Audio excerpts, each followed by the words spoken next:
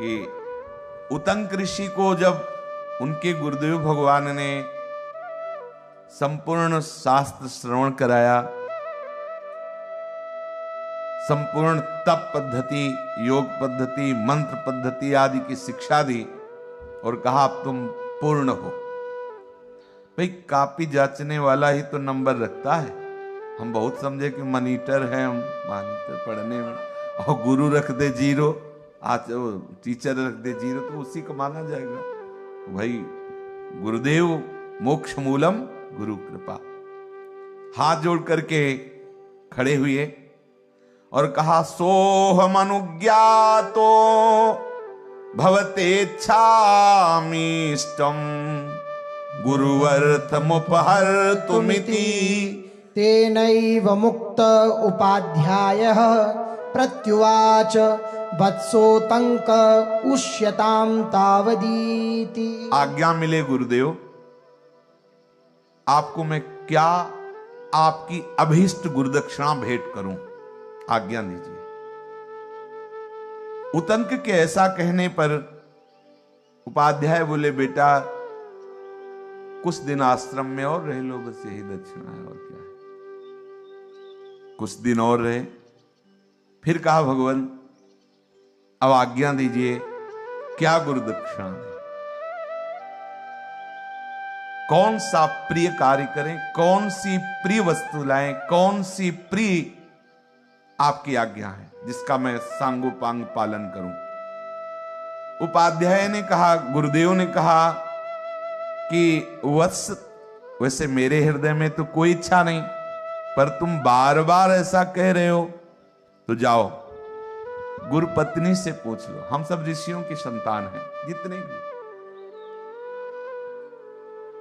बड़े बड़े महापुरुष ब्रह्म प्राप्त करके फिर पत्नी को स्वीकार करके और सृष्टि, इसीलिए अपने लोग जब कभी उच्चारण करेंगे गोत्र बोले भरद्वाज गोत्र, शांडिल्य गोत्र, गर्ग, ये जो वंश परंपरा, ये आचार्य कोटि के जो महापुरुष थे वो उनसे संतानें उत्पन्न हुई, सब ऋषि संतान है।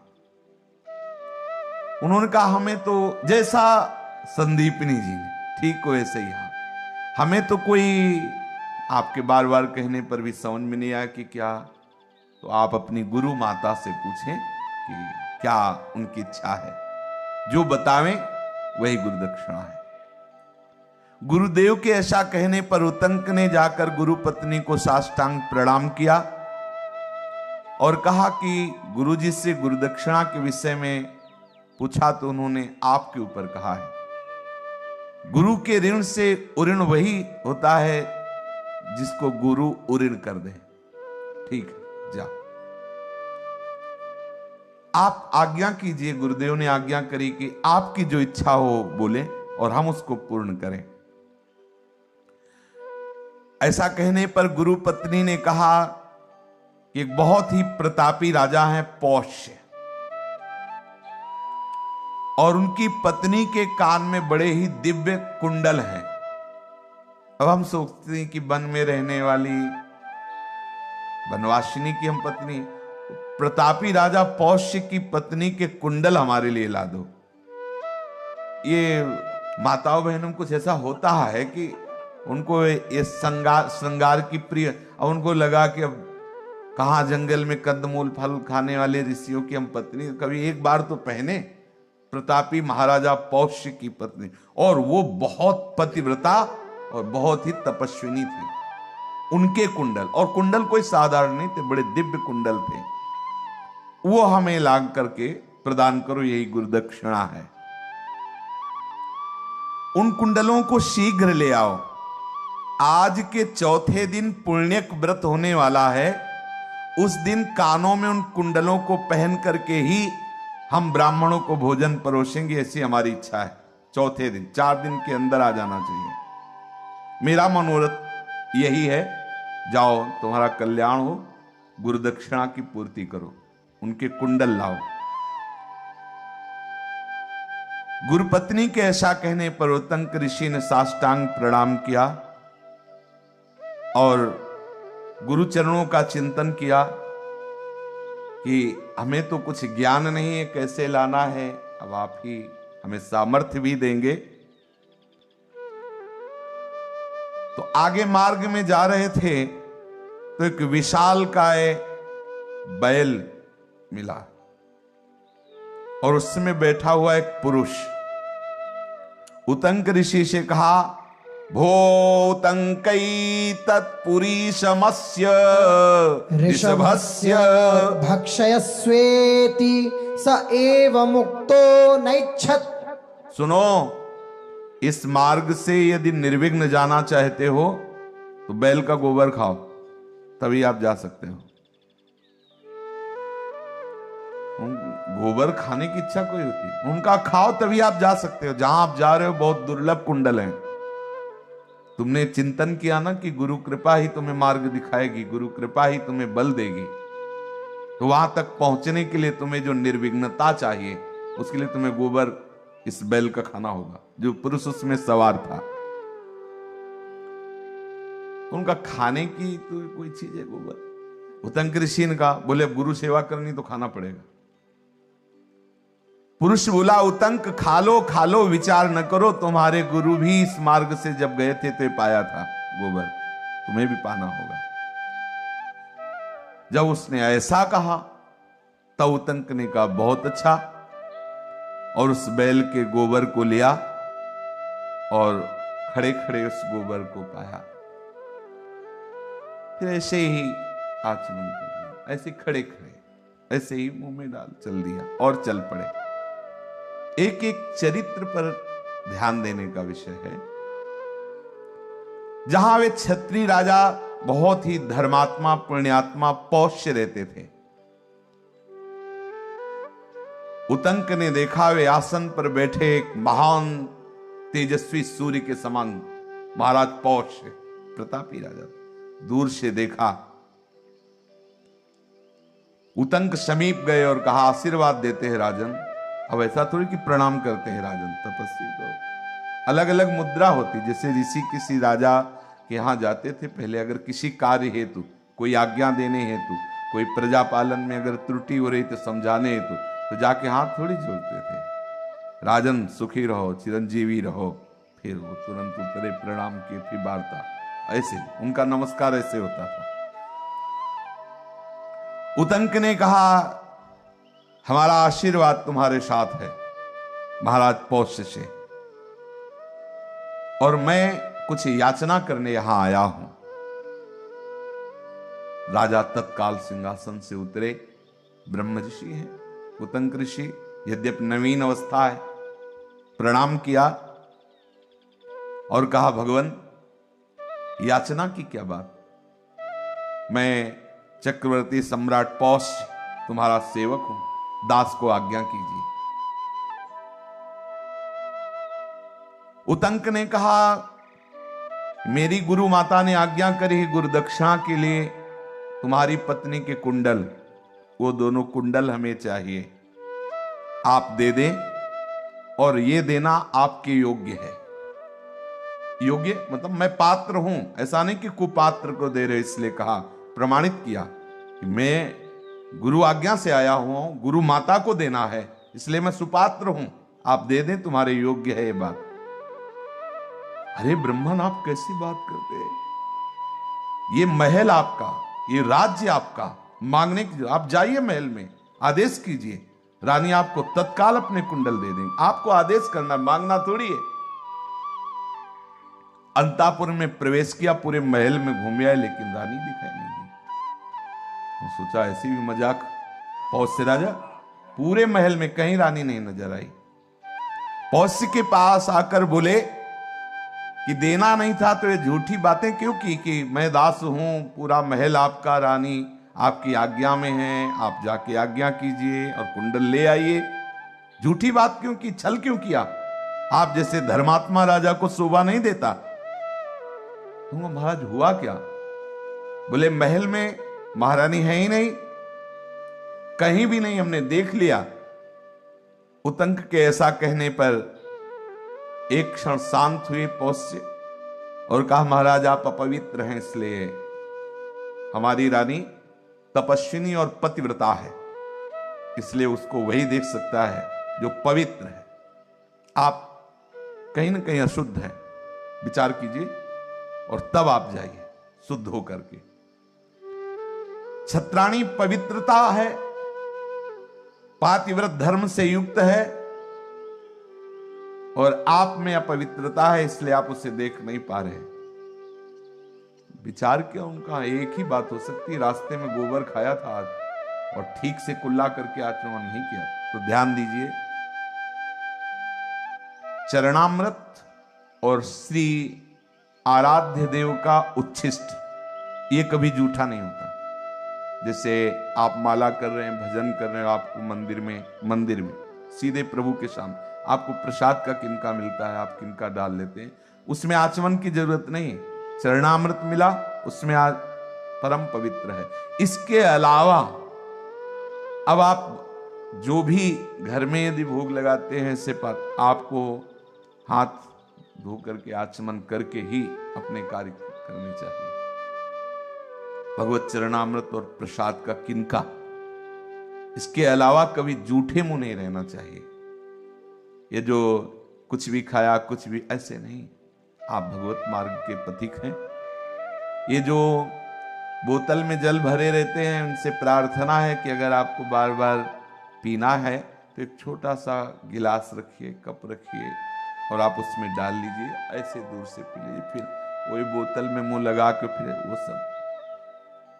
एक बार जिस पात्र से पानी पी लिया जाता है और कुछ क्षण उसको रखने के बाद दोबारा अगर उसी में पिया जाए तो अपवित्र होता, अंतःकरण को अपवित्र करने वाला। इसीलिए शास्त्रीय सिद्धांत में जहां कहीं लोटा रखा होगा वहीं पास में गिलास भोजन के लिए, और वो थोड़ा उतना ही जल डाले जितना आप पी सकते हैं।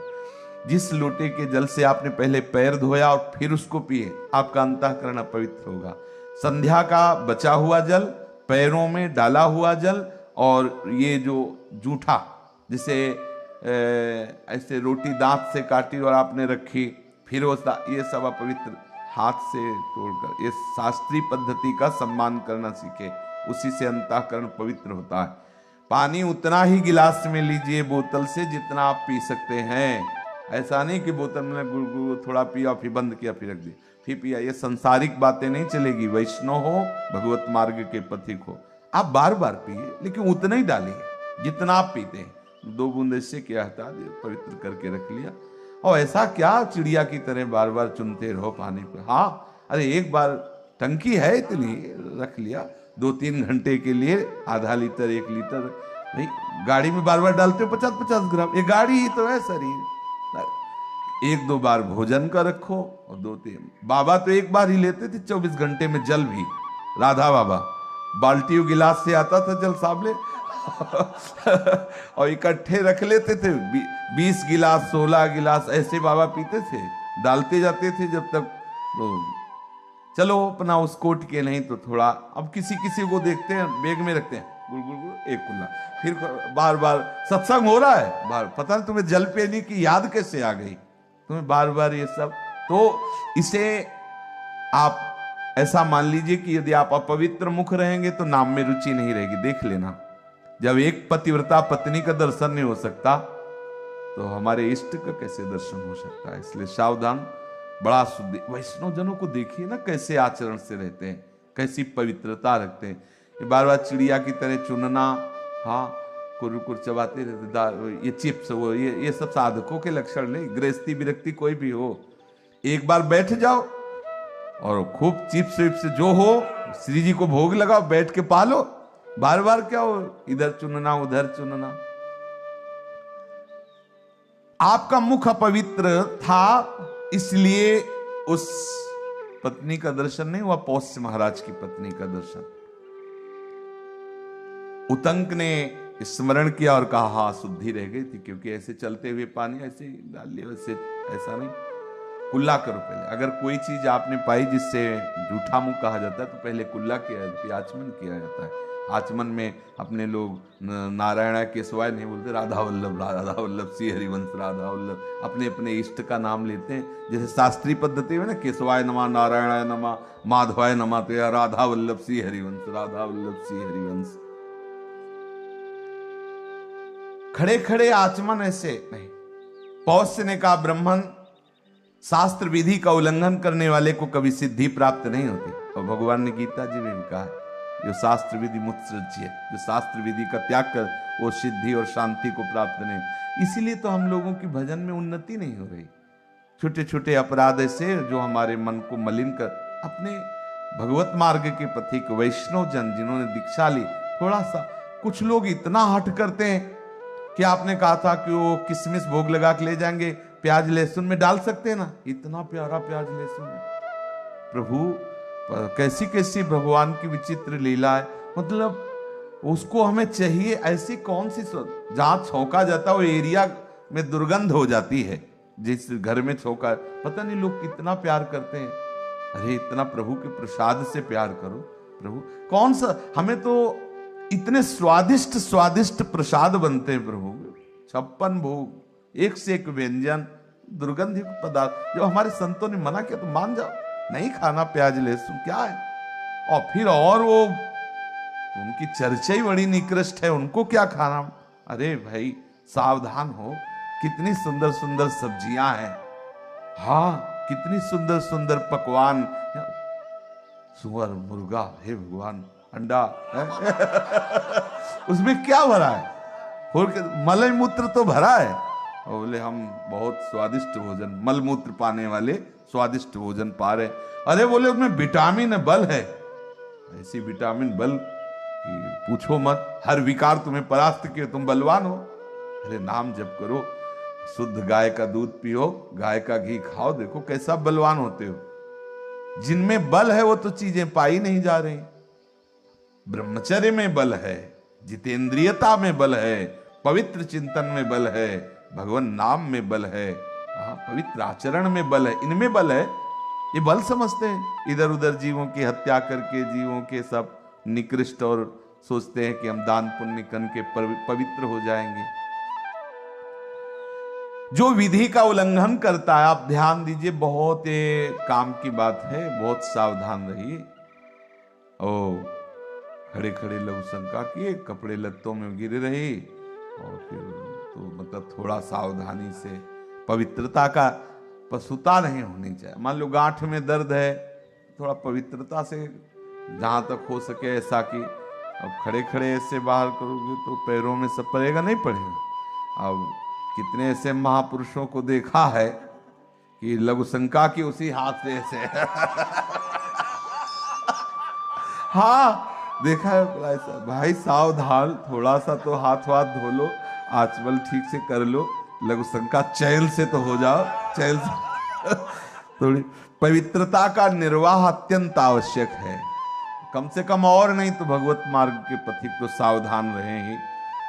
गांव में एक लोटा ले लिए और 3-4 साथ में, और बात अब एक लोटा में जैसे कोई अर्घ देना हो, अब है उसी मंडलाकार बैठ गए बीच में लोटा, जैसे अनुष्ठान कोई हो रहा हो।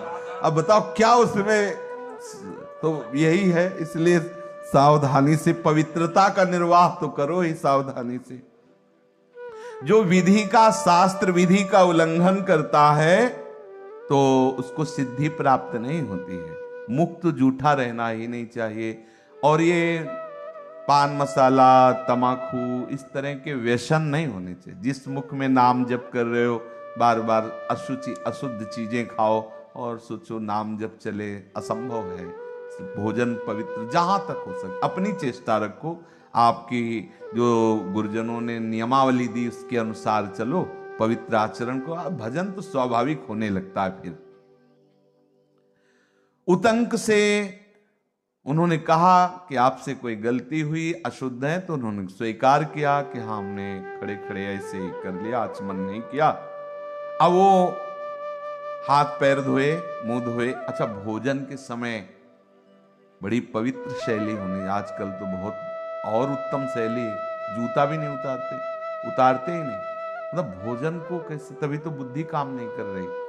हमारे यहाँ कैसी पद्धति है, बढ़िया लिपे पुते आसन पर फिर बैठे, जैसे गाय के गोबर से लिपा हुआ है।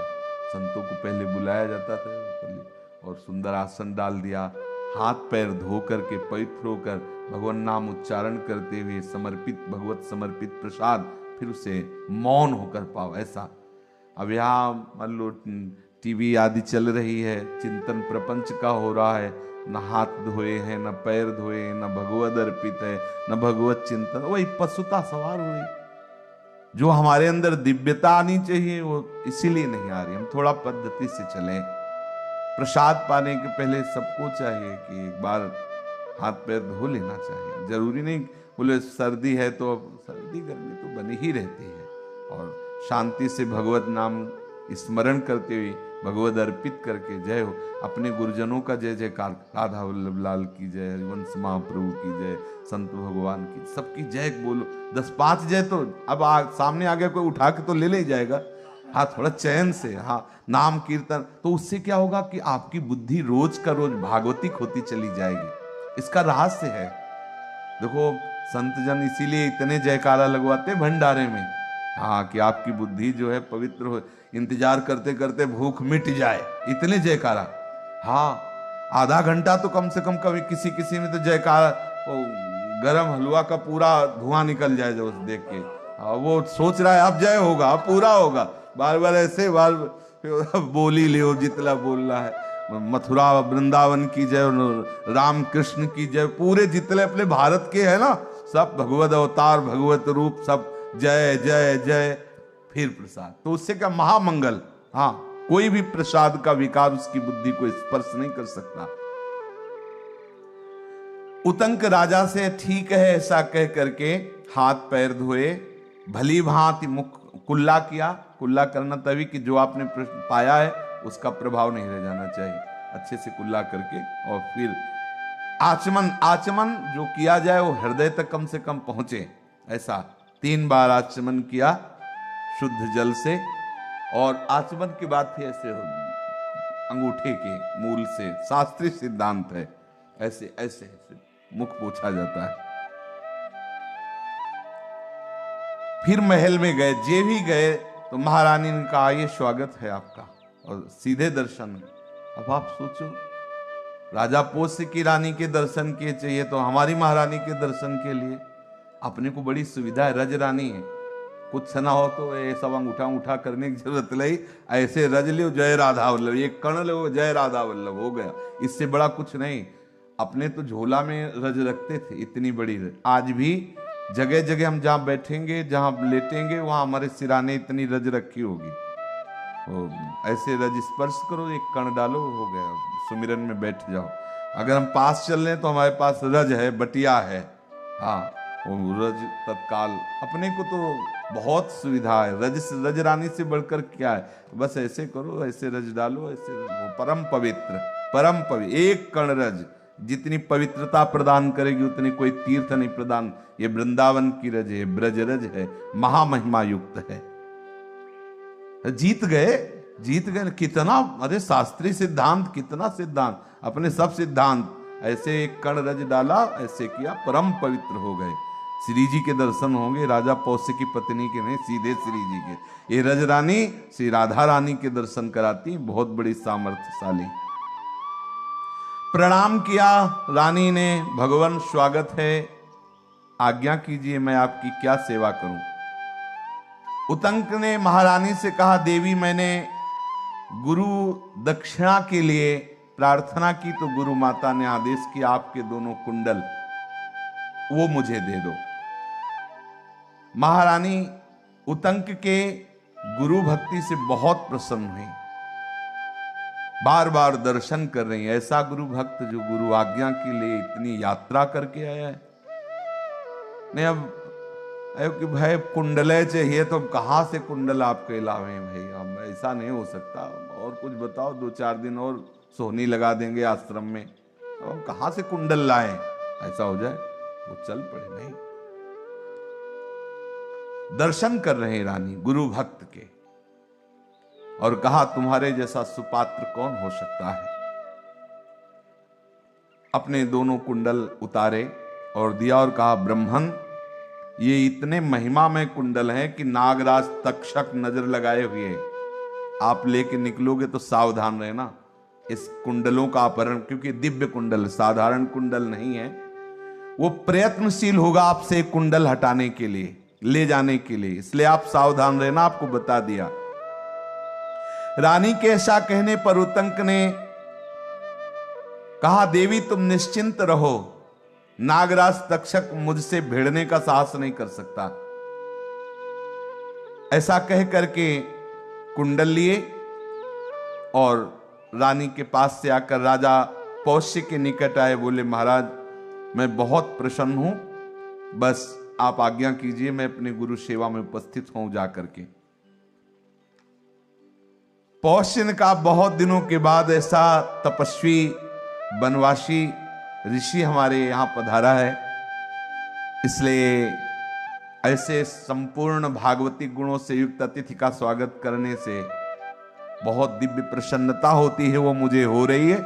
वो आप थोड़ा समय दीजिए और प्रसाद पाके जाइए, ऐसा कहा। उतंक ने कहा, मेरा समय तो दिया हुई है, मैं तो आया ही हूं आपके यहां, पर शीघ्रता कीजिए क्योंकि मुझे 4 दिन का समय मिला है। ये कुंडल पहुंचाने हैं, गुरु माता को देने हैं। और उन्होंने भोजन तैयार करवाया, सुंदर सुंदर सामग्री, और जो ही भोजन सामने आया उनको आभास हुआ कि भोजन अपवित्र है। ध्यान से जांचा तो देखा एक छोटा सा बाल का टुकड़ा पड़ा हुआ था। देखो, समझिए, वो आचमन सही से नहीं किए थे तो महारानी के दर्शन नहीं हुए। अब ये इतने पवित्र है कि भोजन सामने आया तो आभास होने लगा। सच्ची मानना, यदि आप सही शास्त्रीय पद्धति से चल रहे हैं तो आपका अंतःकरण इतनी सामर्थ्य से युक्त होगा कि आसपास का वातावरण तत्काल आपके हृदय में अंकित हो जाएगा। ये हो रहा है, ऐसा, ये व्यक्ति ऐसा, मतलब पूरा वहां बताना नहीं पड़ता ऐसे सब, क्योंकि जब सच्चिदानंद प्रभु ही तप हैं, वही मंत्र हैं, वही शास्त्र हैं, जब उनके अनुसार चल रहा है तो उनको आभास हुआ कि भोजन अपवित्र है। क्या? उसमें देखा बाल का टुकड़ा है। ये सावधानियां रखनी चाहिए। भोजन में बाल पड़ना अभक्ष हो जाता है, उससे नहीं पाना चाहिए जिसमें ये बाल पड़ जाए ऐसे। इसीलिए भोजन बनाने वाली माताओं बहनों को चाहिए कि कोई वस्त्र बालों में लपेटकर बांध करके ही रसोई सेवा करें। ठाकुर सेवा में जो रसोई सेवा करनी है तो जो गृहस्थ माई जन है उनको वो ऐसे कुछ टोपी या कुछ ऐसे कपड़े से बांध लेने चाहिए जिससे बाल भोजन में ना गिरे।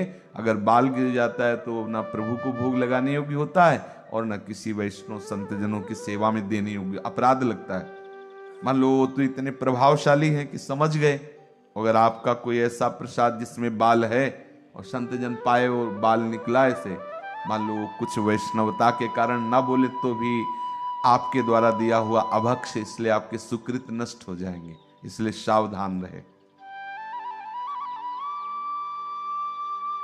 अब उतंक ने देखा कि उसमें बाल पड़ा हुआ है, ये तो अपवित्र भोजन है। राजा से कहा कि आपने मुझे अपवित्र भोजन का निमंत्रण क्यों दिया? यदि निमंत्रण दिया तो आपको सावधानी रखनी चाहिए। आप रसोइया के पास जाकर उसे शासन के द्वारा समझाते कि ऋषि का भोजन है, आप स्वयं निरीक्षण परीक्षण करते, ऐसे ही भेज दिया। पौष्य, मुझे तुम अपवित्र अन्न दे रहे हो। पहले क्या था कि ये जो ऋषि महात्मा जन, उनके नाक में गुस्सा होता था, यहां जरा में बस, तुम आंखों से अंधे हो, बिना देखे हुए अगर हम पा लेते तो हमारा सारा तप नष्ट हो जाता, इसीलिए तुमने निमंत्रण दिया। जाओ, आंखों की ज्योति तुम्हारी नष्ट हो जाए, साफ दे दिया। महाराज उतंक ने, राजा घबरा गए, उन्होंने हाथ जोड़ा और कहा, महाराज हम कोई रसोइया थोड़ी कि हमसे अपराध बन गया। भाई राजा है, राजा हो तो निमंत्रण आपने दिया है, आपको देखना है, अपराध आपका माना जाएगा, आपने अपराध किया। फिर भी आप दूषित अन्न हुआ तो उसको अपराध में इतना बड़ा हमें दंड दे दिया। आपको ज्ञान नहीं, आपने क्या हमें दंड दिया? जीवित हमारी आंखें ही पूरे जीवन अंधे रहेंगे। तो जाओ, हम भी महाराज कहते हैं कि आपको संतान सुख प्राप्त नहीं होगा। क्या जानो तुम जंगली बाबा जी, जाओ तुम्हें संतानहीन होने का हम साप देते, क्योंकि वो भी ये हुआ करता तो पहले सापा सापी